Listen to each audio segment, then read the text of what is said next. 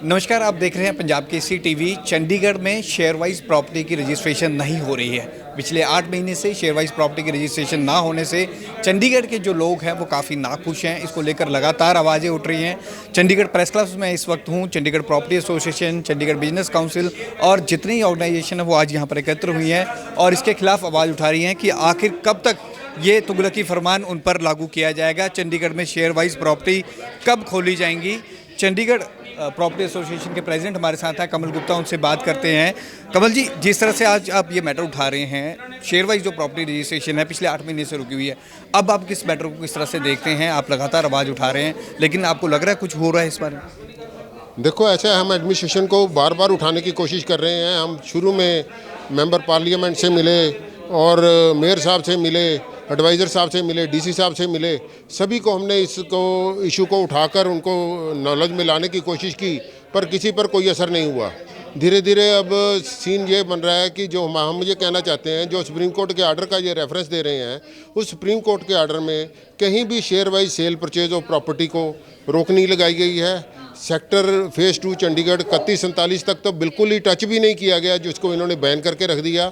हम ये कहना चाहते हैं कि डीसी साहब के आर्डर जो फरवरी में इन्होंने किए थे, बिल्कुल illegal, illogical, without any fundamental knowledge of law, मतलब किसी से कंसल्ट किए बगैर जो ऑर्डर कर दिए गए और सारे शहर को बांध के रख दिया गया, ये बिल्कुल गलत है। आप इस ऑर्डर को लेकर क्या डीसी से, एडवाइज़र से, एमपी किरण खेर मैम से मिले, गवर्नर साहब से भी मिले, उनका क्या रिस्पॉन्स था? सर, ऐसा है, ये लोग तो अपना अब जो सीन बना हुआ है पीछा छुड़ाने के लिए घूम रहे हैं, क्योंकि इनको ये समझ में आ रहा है कि अब इस स्टेज पर ये इनके लिए ये आर्डर शायद वापस लेना इतना आसान नहीं है, क्योंकि ये गलत आर्डर कर चुके हैं। अब जब इनसे डीसी साहब से हम मिलने गए, वो हमें कहते हैं जी कोर्ट में जाओ, सुप्रीम कोर्ट में जाओ। हम ये पूछना चाहते हैं कि हर एक प्रॉब्लम का हल क्या कोर्ट ही है? कोर्ट ही सरकार को चलाती है। जब इनको ये गलती का एहसास हो गया, और ये हम तो ये समझते हैं कि जो लॉबिंग हो रही है पंजाब से जो या हरियाणा से जो लॉबी है, वो शायद इनको अंडरहैंड कुछ ना कुछ अंडरस्टैंडिंग चल रही है, जिस वजह से पंजाब के रेट बढ़ रहे हैं, हरियाणा के रेट बढ़ रहे हैं और चंडीगढ़ के रेट प्रॉपर्टीज़ के डाउन आ रहे हैं। मैं ये कहना चाहता हूँ, चंडीगढ़ हाउसिंग बोर्ड में जो एक्शन करने की कोशिश की है, उसमें इनकी कोई भी प्रॉपर्टी बिकी नहीं है।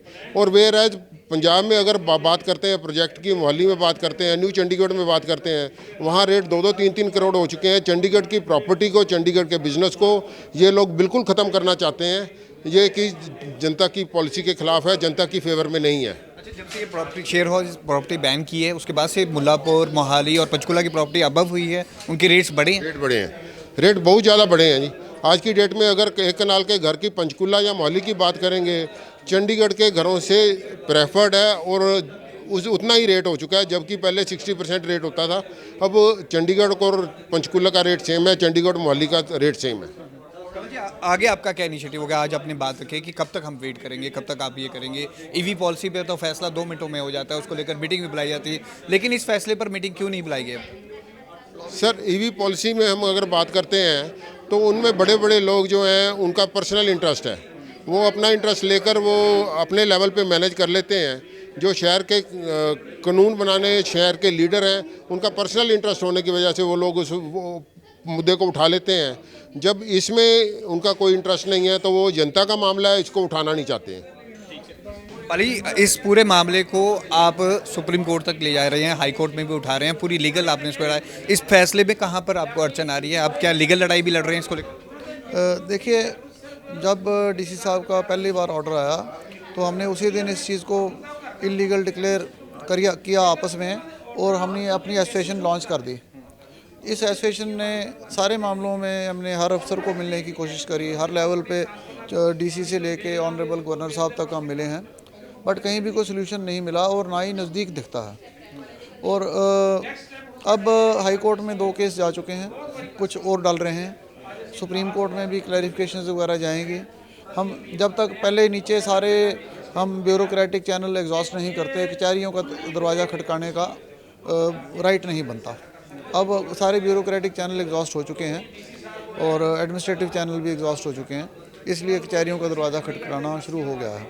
अभी आहिस्ता आहिस्ता नॉकिंग हो रही है, एकदम जब इकट्ठा भीड़ लगेगी तो थोड़ी मुश्किल हो जाएगी। हम अभी ऐसे किसी को इनकरेज नहीं कर रहे कि ज़्यादा कोर्ट में जाएं, भी जो 1, 2, 3 बंदे गए हैं, मुद्दा यही है, उन लोगों के फैसले से ही सबके लिए फैसला ठीक आ जाएगा। लेकिन पिछले 8 महीने से जब ये लड़ाई लड़ रहे हो आप, इस दौरान आपने क्या देखा कि लगातार जो प्रदर्शन कर रहे हो आप, हड़ताल कर रहे हो, लोगों से मिल रहे हो, अफसरों से मिल रहे हो, इसका क्या नतीजा निकल रहा है? इसका नतीजा हमें ये दिखता है कि कोई अफसर जनता की सुनने को तैयार नहीं, सब अपने अपने आइवरी टावर में गवाचे हुए हैं। और जहाँ तक हमें लगता है जितना स्ट्रांगली ये इस गलत एक्शन को डिफेंड कर रहे हैं, कोई मोटी लॉबी इनके पीछे है। क्योंकि देखिए कोई भी बड़ा बिजनेस है जो कोई इम्प्रूवमेंट चाहता है, वर्ल्ड ओवर लॉबिंग चलती है, अमेरिका में भी चलती है, यूके में भी चलती है, सारी जगह लॉबिंग चलती है। अब यहाँ एक छोटा सा शहर है, इसमें हमने 2 चीज़ें देख ली जिसमें बहुत पैसे वाले बंदे जो जिनका गेन हो रहा है उन्होंने लॉबिंग करी है। जैसे ईवी व्हीकल पॉलिसी बनी, किसी को सपना नहीं आता था भी आज ही सारे ईवी रजिस्ट्रेशन बंद कर दो। जब इंडिया में एक परसेंटेज फिक्स करी हुई है भी अगर 100 व्हीकल होंगे सारे तो 20 होंगे ईवी, एग्जाम्पल दे रहा हूँ मैं, फिगर गलत भी हो सकता है। तो ऐसे ही एक ईवी लॉबी ने अपना जोर लगाया भी हमारे तो इलेक्ट्रिकल व्हीकल का स्टॉक एक दिन में बिक जाए, दूसरे सारे बंद हो जाएं। अब वो ईवी लॉबी के खिलाफ बहुत रिच बिजनेसमैन थे, they have been able to manage and control things, they have involve political leaders and they will manage something. अब सिमिलरली ये वाला बिल्डिंग की लॉबी है, मोहाली में रेट कैसे हो गए, पंचकूला में रेट कैसे हो गए, you can say new Chandigarh में रेट कैसे हो गए, जीरकपुर में जैसे मैकडोनल्ड एरिया है, वहाँ पर मैकडोनल्ड की बैक पे एक साहिबान की ज़मीन है जिसका वो रेट 15,000 रुपये गज मांग रहे थे अनडेवलप्ड लैंड का, आज की रेट में 45,000 रुपये गज मांग रहे हैं अनडेवलप्ड लैंड का। ये मैं उनका नाम नहीं लेना चाहता, अच्छा नहीं लगेगा। चंडीगढ़ की बैन होने के बाद प्रॉपर्टी यस यस यस, ये डिमांडिंग प्राइस है अब उनकी। प्लीज़ सर, जिस तरह से आप कह रहे हैं कि चंडीगढ़ का कोई माई बाप नहीं है, अगर कोई माई बाप होता तो ये फैसला जल्द हो जाता, पंजाब हरियाणा का ये फैसला होता तो हो जाता। चंडीगढ़ है इसलिए कोई फैसला ही नहीं हो रहा, यहाँ पर कोई वाली वर्ष। यस, आप बिल्कुल सही कह रहे हैं सर। अगर ये किसी प्रदेश का मामला होता जहाँ पे चीफ मिनिस्टर हैं, वहाँ पे सरकारी लेवल पे, पॉलिटिकल लेवल पे जल्दी उसका हल हो जाता है। यहाँ पे चंडीगढ़ में एमपी साहिबा हैं, वो सबको पता है कि ज़्यादातर अवेलेबल नहीं होती, अगर होती भी हैं तो कितने की उनकी इन्वॉल्वमेंट है चंडीगढ़ के लोगों के प्रति, वो सबको पता है। तो मैं एक चीज़ का ध्यान आज केंद्रित करना चाहता हूँ कि ये सारे मैटर में एक हेरिटेज के बारे में बात होती है कि सुप्रीम कोर्ट ने कहा है कि चंडीगढ़ की हेरिटेज को मेंटेन किया जाए। सुप्रीम कोर्ट ने कहीं पे भी प्रॉपर्टी में शेयर वाइज रजिस्ट्री को बंद नहीं करा। एडमिनिस्ट्रेशन ने, डीसी साहब ने किस समझ में हेरिटेज कमेटी की मीटिंग बुलाई और उसका क्या हुआ मैं बताना चाहता हूँ। सबसे पहली बात कि हेरिटेज क्या होती है। हेरिटेज होती है फिजिकल फॉर्म में, किसी भी जगह की हेरिटेज मेंटेन करी जाए। हम भी चाहते हैं कि चंडीगढ़ का जो नक्शे बने हैं, जो चंडीगढ़ जिस तरीके से एक बहुत बढ़िया तरीके से प्लान्ड सिटी है, उसकी प्लानिंग वैसी ही रहे। चंडीगढ़ में सिंगल मंजिल मकान, 2 मंजिल मकान और 3 मंजिल मकान इंडिपेंडेंट कोठियाँ हैं। 3 मंजिल से हम 4 मंजिल नहीं बना सकते। आज भी जो सिंगल मंजिल मकान बने हैं उनका नक्शा पास करा के 3 मंजिल बनाया जा सकता है। ये रजिस्ट्रियाँ चल रही हैं या बंद है उसका उससे कोई लेना देना नहीं है। 3 मंजिल मकान बना सकते हैं। अब 3 मंजिल मकान बनाने में आप हेरिटेज का पालन कर रहे हैं, हेरिटेज के हिसाब से चंडीगढ़ एडमिनिस्ट्रेशन से नक्शा पास कराते हैं, रूल्स के हिसाब से नक्शा पास होता है, 3 मंजिल मकान बनता है। किसी भी मकान को गिरा के तोड़ के दोबारा से बनाया जा सकता है। उसके मालिकाना हक में 3 बंदे मालिक हैं या 4 बंदे मालिक हैं या एक अकेला मालिक है, उससे उसका हेरिटेज कैसे डिस्टर्ब होगा। जब आप हेरिटेज के हिसाब से, चंडीगढ़ के रूल्स एंड रेगुलेशंस के हिसाब से 3 मंजिल घर बनाते हो, उसमें एक बंदा मालिक है या 4 बंदे मालिक हैं, उससे हेरिटेज कैसे डिस्टर्ब हो रहा है।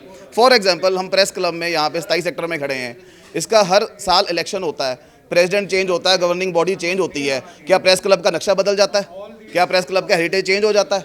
नहीं होता।